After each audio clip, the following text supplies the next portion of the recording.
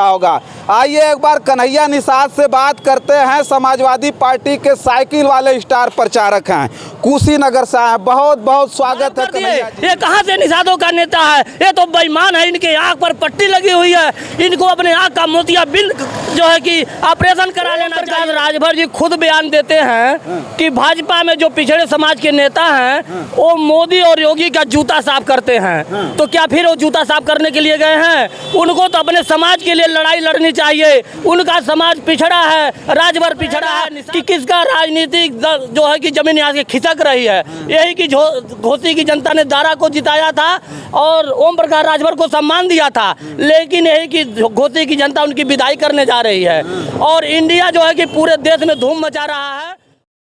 साथियों नमस्कार, मैं हूं रजनीश और आप देख रहे हैं जन आदर्श भारत। इस वक्त उत्तर प्रदेश के सबसे चर्चित विधानसभा घोसी में है और घोसी की चर्चा लगातार पूरे देश भर में हो रही है।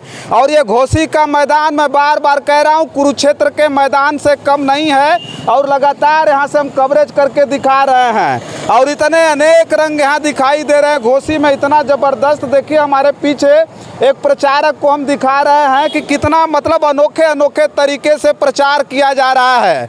और सोचिए कि मैं लगातार ये बात कह रहा हूँ कि घोसी कोई दारा सिंह चौहान और सुधाकर सिंह की केवल लड़ाई नहीं है, दो प्रत्याशियों के बीच लड़ाई नहीं है, बल्कि ये इतनी बड़ी लड़ाई है, कहा जाए तो एनडीए और इंडिया के नाक की लड़ाई बन चुका है ये घोसी।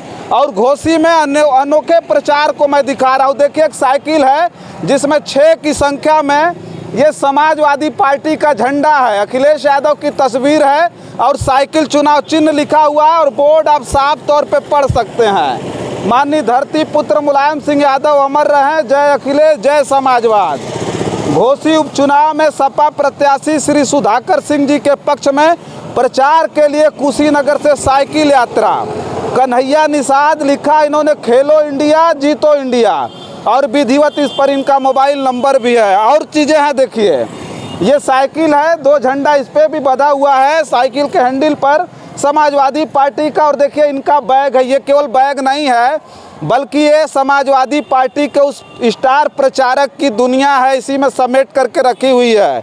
इसमें इनका कपड़ा है, चद्दर है, दरी है, बिछौना है, सारा कुछ है। और उसके साथ साथ देखिए साइकिल पर ये जो है ये पंप लगा करके, मतलब जो हवा भरने वाला पंप है वो भी इनकी साइकिल पर दिखाई दे रहा होगा। आइए एक बार कन्हैया निषाद से बात करते हैं। समाजवादी पार्टी के साइकिल वाले स्टार प्रचारक हैं, कुशीनगर से आए। बहुत बहुत स्वागत है कन्हैया जी। कहाँ कब के आए हैं यहाँ पे?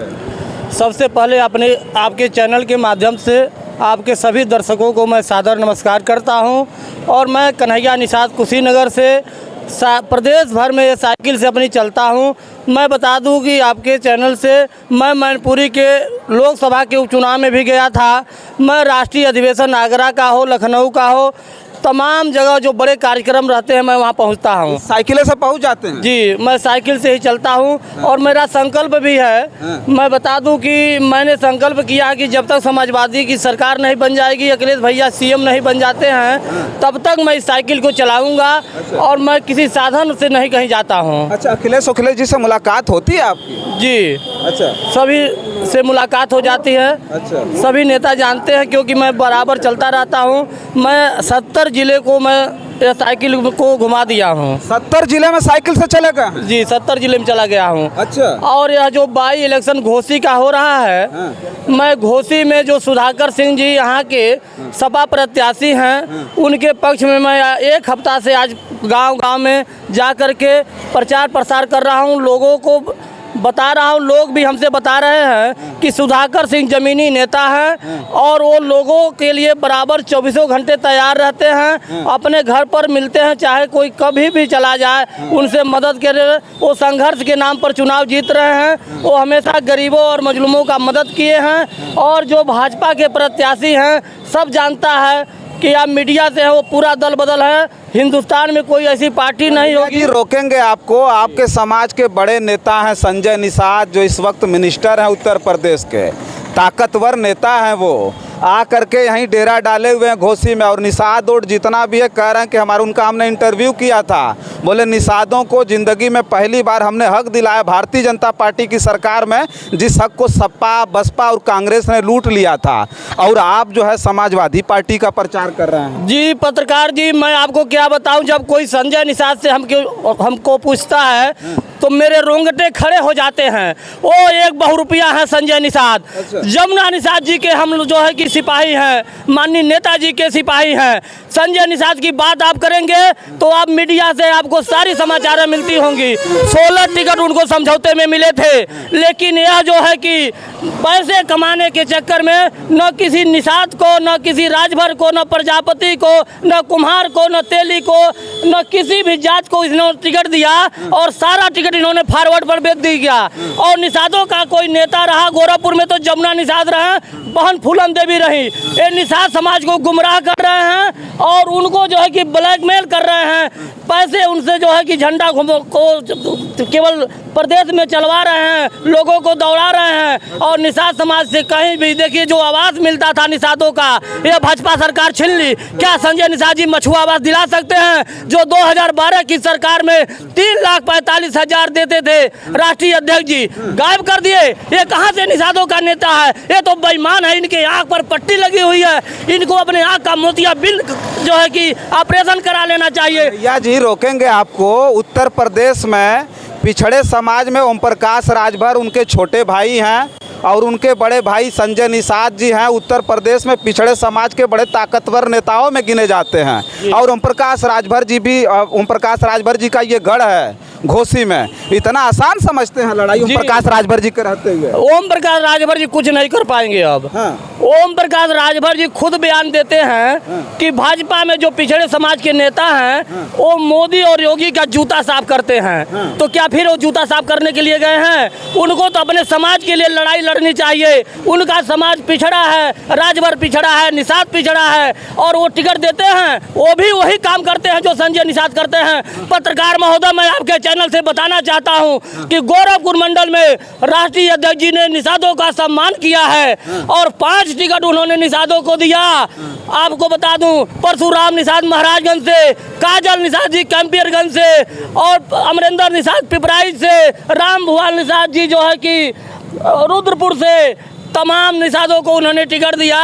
और क्या संजय निषाद अपने बेटे को टिकट दे दिए? सारा टिकट तूने बेच दिया। वही हाल राजभर का है, वही आरली का है। नेताजी जब तक रहे जमुना से निषाद जी को गोरखपुर से लोकसभा पर लड़ाते रहे, विधानसभा लड़ाते रहे, हमेशा निषादों का सम्मान रहा।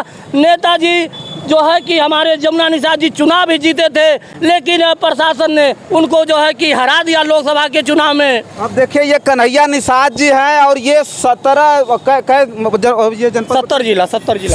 उत्तर प्रदेश के 70 जनपदों को उन्होंने छान लिया है। सोचिए इसी साइकिल से ये गली गली जाते हैं और लोगों के बीच जाकर के प्रचार करते हैं और विधिवत इस तरह से सामने बोर्ड लगा करके और डंके के चोट पर सोचिए कि 6-6 झंडे को बांध करके, और ये काफ़ी मोटे मोटे राड लगे हुए हैं। ये साइकिल इतनी भारी चलती होगी कि जब आप चलाएंगे तो इतनी भारी तपिश हो, चाहे कितना हो कड़ाके की ठंडी हो, बारिश हो, उसमें कन्हैया निषाद अपने पार्टी के प्रचार के लिए साइकिल से निकलते हैं। जब आप निकलेंगे तो वास्तव में इतना ज़्यादा आपको बीमारी हो जाएगी कि आप छोड़ करके भाग जाएंगे। लेकिन लगातार ये व्यक्ति समाजवादी पार्टी के लिए कहाँ जा रहे हैं? कैमरा लगा हुआ जा रहे हैं, इधर नहीं दिख रहा उधर से?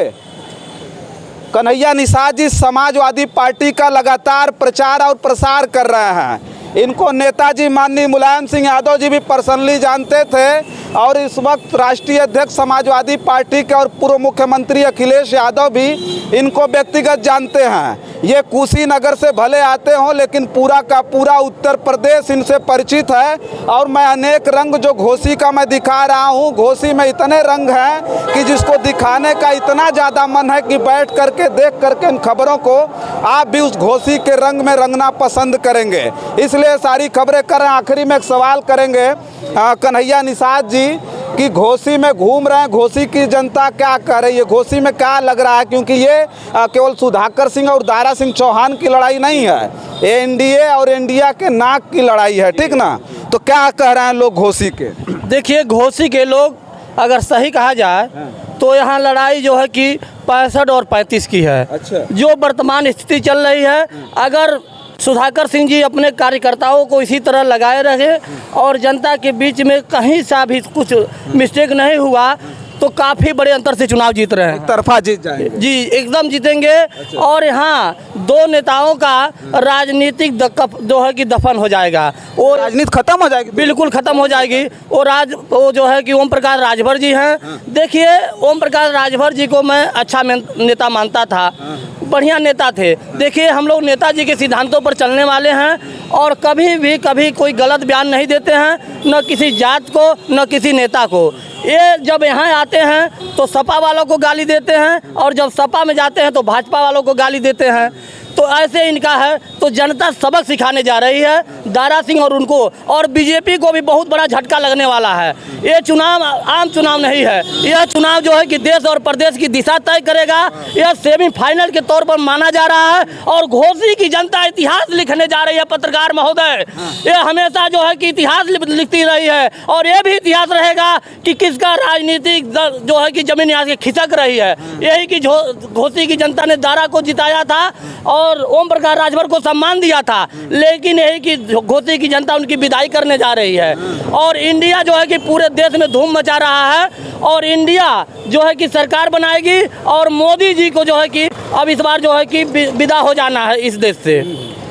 चलिए, देखिए, घोसी में बाई इलेक्शन हो रहा है और इस उपचुनाव को लेकर के इतनी ज़्यादा सरगर्मी है कि घोसी में अगर देखना चाहते हैं राजनीतिक जो है धमाल और काफ़ी ज़बरदस्त तरीके से, अगर राजधानी को जिस तरह से आप देखते हैं लखनऊ को, मंत्रियों के हूटर 5-5 मिनट पर इन सड़कों पर बज रहे हैं।